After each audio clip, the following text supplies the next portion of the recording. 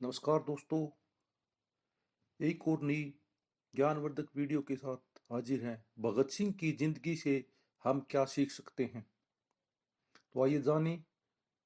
महान लोगों की मौत एक बार नहीं दो बार होती है।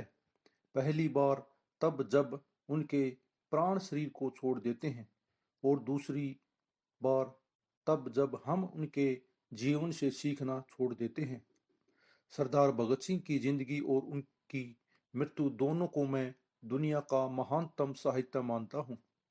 आज हम भारत के इन बलिदानी बेटे की जिंदगी से वे बातें सीखेंगे जो हमारी जिंदगी के आखिरी पलों तक साथ रहेंगी। नंबर 1 है, लक्ष्य निर्धारण जल्दी से जल्दी करें। ना जाने किसकी नजर लग गई थी पैरों को, तमाम उम्र चले और कहीं नहीं पहुंचे। ऐसा होता है जब चलने वाले को यही पता न हो कि पहुंचना कहाँ है। न जाने ऐसे कितने ही काबिल लोग अपना लक्ष्य चुनने में इतनी देरी कर देते हैं कि उस लक्ष्य तक पहुंचने के लिए वक्त ही नहीं बचता। भगत सिंह सिर्फ 12 साल के थे जब पंजाब में जलियांवाला बाग हत्याकांड हुआ था। वह बैसाखी का दिन था। भगत सिंह ने लहू से लाल हो चुकी बाग की मिट्टी को अपनी मुट्ठी में भरकर सौगंध ली, अंग्रेजों को छोड़ूंगा नहीं। जहां 12 साल की आयु में उनकी उम्र के बच्चे शायद गिल्ली डंडा खेल रहे होंगे, भगत सिंह ने तय कर लिया कि वे अंग्रेजों के खून से होली खेलेंगे, और जो तय कर लिया उसे कर दिखाया। उस दिन के बाद एक पल के लिए भी भगत सिंह का फोकस नहीं हिला। पढ़ना लिखना खेलना कूदना सब चलता रहा, पर उनका लक्ष्य एकदम साफ था। किताबों से बड़ा कोई और दोस्त नहीं। हम जिस भगत सिंह को अपना हीरो मानते हैं, जिनके पोस्टर घर की दीवारों पर लगाते हैं, वह भगत सिंह अनगिनत किताबों से गढ़ी हुई एक प्रतिमा है। उनके रोम रोम में हजारों पन्नों का ज्ञान भरा हुआ था, और इसीलिए जिंदगी के हर सवाल का उनके पास माकूल जवाब होता था। उनके बारे में हमने कई कहानियां सुनी और पढ़ी होंगी। क्या ऐसी कोई घटना याद आती है जहां भगत सिंह सही और गलत का भेद नहीं कर पाए हों? कभी नहीं, क्योंकि जो पढ़ता है वह हजारों दिमाग का ज्ञान और अपने अंदर भर लेता है, और जब परिस्थितियां प्रश्न करती हैं तो हजारों दिमाग से सोचकर उत्तर देता है।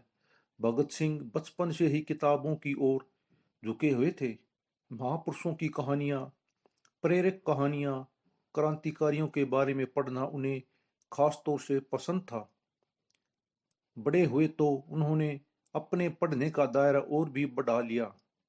वे किसी एक विचारधारा को नहीं, हर तरह की विचारधारा का साहित्य पढ़ते थे, और उन उनसे नोट्स बनाते रहे।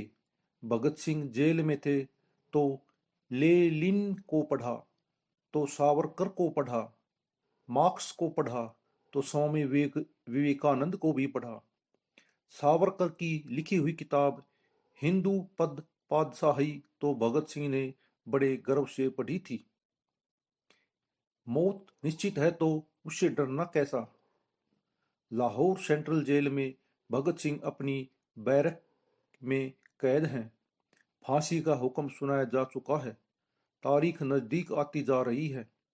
अंग्रेज ऑफिसर रॉबर्ट्स और बाकर उनसे मिलने आते हैं।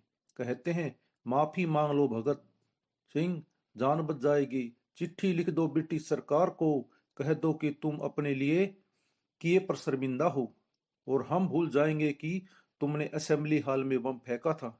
तब भगत सिंह बस मुस्कुराकर उन ऑफिसर की ओर देखते रहे, बोले कुछ नहीं। बस उनकी मुस्कुराहट बोल रही थी। हाँ, भगत सिंह ने अंग्रेज सरकार को चिट्ठी जरूर लिखी। उस चिट्ठी में भगत सिंह ने लिखा, मैं ब्रिटिश सरकार से अपील करता हूँ कि मुझे फांसी ना दी जाए, क्योंकि फांसी तो अपराधी को दी जाती है, और मैं क्रांतिकारी हूँ, भारत माँ का सिपाही हूँ। मुझे चौराहे पर गोली मार दी जाए। युद्ध का विधान भी यही है, गोली से मरने में ही सिपाही की शान है, लेकिन सरकार उनकी यह जरा सी ख्वाहिश भी पूरी नहीं कर सकी और भगत सिंह को पहुंचा दिया फांसी के तख्ते पर। और भगत सिंह ने भी फांसी का फंदा ऐसे दीवानगी से चूमा जैसे मेहंदी से सजे अपनी दुल्हन के हाथ चूम रहे हों। ऐसे थे हमारे भगत सिंह। जय भारत।